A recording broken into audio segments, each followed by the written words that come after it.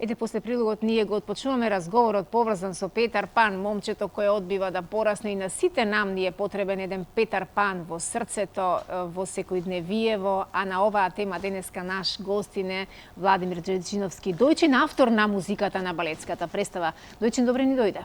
Добро утро до сите и до гледачите и до вас. Фала на поканата и на можноста да разговараме околу Петар Пан. Да, во ова навистина тешко секојдневие кое ни стана некако рутина и начин на живот, Петар Пан е нешто што на сите нам и како ни е многу потребен. Работите напорно, долг период, а веќе утре е првата представа од вкупно 4 предстојни деновиве, така нели? Така е, да, утре од 5:30 е првата, од 17:30 првата премиера. Да, всушност вие правите воскреснување на представата после 20 години, нели? Па не, мислам дека и во опера балет си има како нивна представа, мислам Петар Пан е еден непресушен извор на кого имаат направено многу филмови, театарски представи, балети. Ние како ваква форма, точно дека пред 20 години ја изигравме, ја представивме тогаш. Меѓутоа, од тогаш до сега све е различно. Например, тогаш имавме адаптација на музика, сега имаме наша музика, имавме други костими, сега други костими, тогаш што играат децата веќе сигурно се и родители. Не е она време од пред 20 години, да. Нормално. Каков предизвик беше за тебе да ја направиш музиката, сонговите и се она што од утре и задутре веќе публиката ќе може да го гледа? Па искрено, бидејќи така и колегите и јавноста може би ме познава по поп музика и така натака, мене ми недостасуваше малце на еден поинаков начин да се изразам музички и можам да кажам дека ете, моја беше идејата, го собрав истиот тим кој што бевме тогаш, дискутиравме, правиме, со тоа што, да кажеме, многу благодарам до Арт Балет, кој што ја прифати нашата идеја, затоа што тогаш пред 20 години беше детско балетско студио Туту, сега е детско балетско студио, односно балетско студио Арт Балет. И едноставно предизвикот беше, мислам, навистина е преубаво кога работиш за деца и се разбуди детето и во мене, како да кажам. Да. И се заедно се поклопува со 1 април, денот на шегата, така да публиката утре и задутре по 2 представи ќе има можност да ужива, речи си, 1 час трае целата магија на Петар Пан, Звончица и останатите негови другари од дружината. Ќе имаме маскирана публика, ќе имаме маскирани актери, учесници, индијанци, авантуристи, пирати и така натаму. И целата оваа магија, на вистина, верувам дека нема човек кој што би сакал да ја пропушти доколку времето му дозволува. Кои се термините за утре и за задутре? Првично беше предвидено да имате 2 представи, но видовте дека поради големиот интерес на публиката, нужно е да се направат уште 2 представи наредниот ден. Така е, и голема благодарност и до Национална опера и балет што ни излезе во пресвет со термини, затоа што и кај нив имаат настани. Така да се надевам дека со овие 4 представи првичниот интерес за представата ќе го покриеме, или како да се изразам. Сакам да кажам дека сценариото и сонговите се дело на Ристо Самарџиев, кореографијата и режијата е на Ирена Лозинска, кажав изведува Арт Балет. Голем поздрав до дечињата и до Тамара и до наставничките. За сценската магија, за костимите, за костимографијата, значи ја направи Елена Вангеловска, а сценографијата Љупчо Јованов. Исто ми е многу битно да спомнам дека склучивме меморандум со Средното училиште од Скопје Димитар Влахов, кој што ќе учениците под менторство на Кека ќе ги шминкаат децата, ќе се грижат за нивните фризури. И исто така сакавме да дадеме еден хуманитарен карактер на самата представа. Исто така склучивме меморандум за соработка со Домот за деца без родители. Дел од средствата ќе бидат наменети за нив.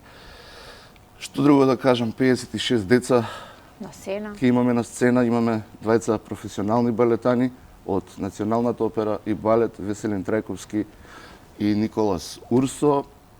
Ако некого заборавив, да не ми замери, голема екипа. Но голема екипа сме и при крај се подготовките. што да кажам. Не знам. Така, ги кажа учесниците од прилика колку луѓе ќе има на сцена во тие 60 на минути. Кажи ми Извинете, во другите 60 на минути има други 56 деца, значи се имаме менуваат. 112, да. 112. Колку е тешко или лесно да се сите овие нешта да се искоординираат? Колку луѓе сте вклучени во организацијата, во тимот? Па, мислам дека ги спомнав сите од основниот тим, меѓутоа имаме и пријатели кои што ни Родителите даваат. тука интервенираат родителите или тие ќе бидат само публика утре и задутре? Родителите се публика и голема благодарност да ништо има доверба да ни ги препуштат дечињата да доверба да ви ги остават. Нормално, да се вклучат во овој проект. Да, за која возраст е дојчен наменет овој проект балетски? Па како што кажавме, оно се вика детска балетска представа Петар Пан, но бидејќи секој во нас има едно дете, мислам дека е за сите возрасти. Да, но ние возрастните како зрееме и како не поведуваат секојдневните нешта, наместо да го чуваме детето во себе, некако повеќе го одгледуваме намќорот во себе и многу меѓу нас возрастните сум забележала дека заборавивме да се смееме, заборавивме да се радуваме, заборавивме колку значат малите нешта. Се надевам дека овие 2 дена, овие 4 представи, ќе ги подсетиме. Уште првите 2 представи многу брзо се распродадоа, затоа и направивме уште 2 и таму има уште многу малце билети, така да кој сака, можам само да кажам дека може да си купи на МК Тикетс и нивната дистрибутивна мрежа Литература МК и Југотон. И се надевам дека сите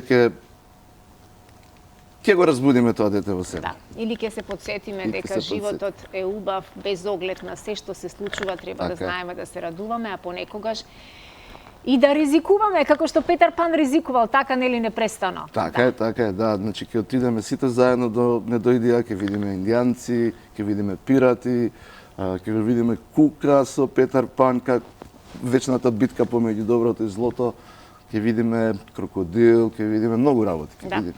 Недојдија имаме и ние овде многу често кај нас, за токму заради тоа и од оваа наша Недојдија, за жал, ќе речам, многу луѓе и не напуштаат, многу наши колеги музичари заминуваат и бараат некаде посрекна иднина, но тоа е тема која ќе ја оставиме ние во некоја следна прилика. Сега зборуваме за убави нешта за Петар Пан, кој што се работи досега на 3 јазици, а веќе и 4-тиот е во процедура, нели? Така е, да. Колку е ова голем процес и колку луѓе тука се вклучени?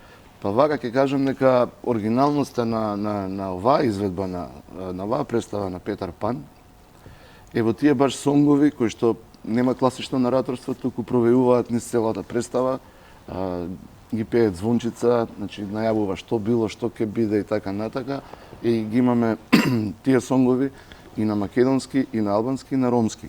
Работиме да ги имаме и на турски. Значи, уште тогаш, пред 20 на години, се направени така. На македонски се сеќавам дека пее Мија Кантарџиева, на албански дека гласот беше на Амернис Нокшички.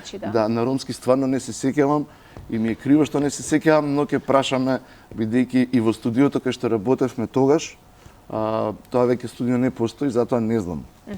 Да, не можам да ги добијам тие информации, меѓутоа без разлика тие се безвременски сонгови, ќе кажам, не е битно кога се направени, затоа ги крстивме сонгови, затоа што не се песнички, поголеми се од песнички, не се, како да кажам, мюзикал, и го најдовме терминот сонгови. Публиката ќе си го оцени тоа, како ќе ги доживее и убаво е тоа што сте ги доближиле песните или сонговите до сите националности, до сите деца кои што живеат на овој убав македонски простора. Не има многу, не има различни, всушност разликите се нешто со што се гордееме и не красат, разликите не красат сите нас.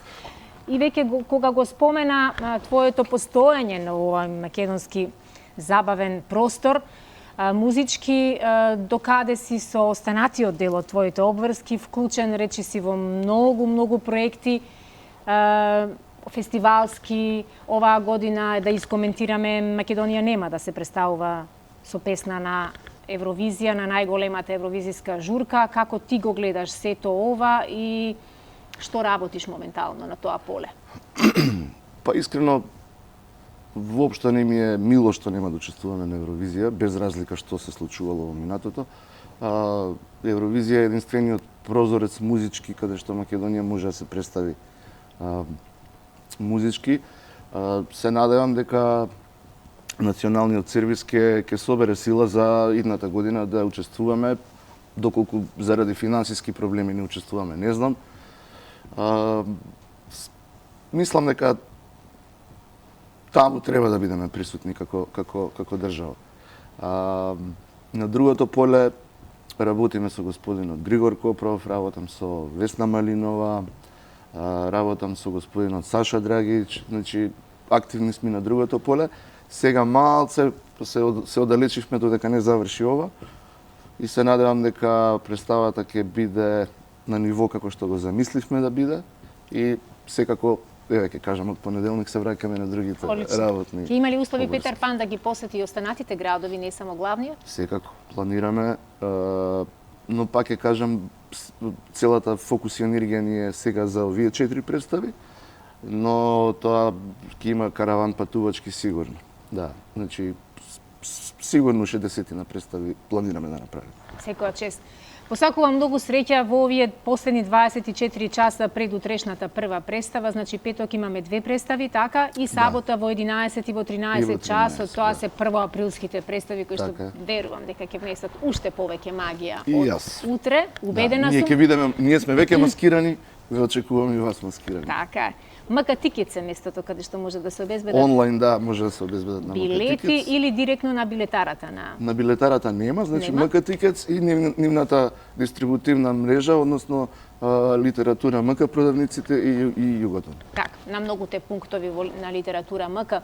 Тој ти благодарам многу што ова утро проговоривме малку за балетската магија, за Петар Пан и за се она што на сите нам како многу ни е потребно. Ќе бидам јас во публика во сабота и верувам дека супер ќе се дружиме. Задолжителна е маската? Задолжителна. Задолжителна е маската, значи да се подготвам добро. А подгответе се и вие, драги наши, доколку одамна не сте си приледиле некоја минута на радост, забава, опуштање и подсетување за тоа дека животот тече и не треба да чекаме специјални прилики кога да се насмееме, да се пошегуваме и да се израдуваме, бидејќи животот е сега и тука.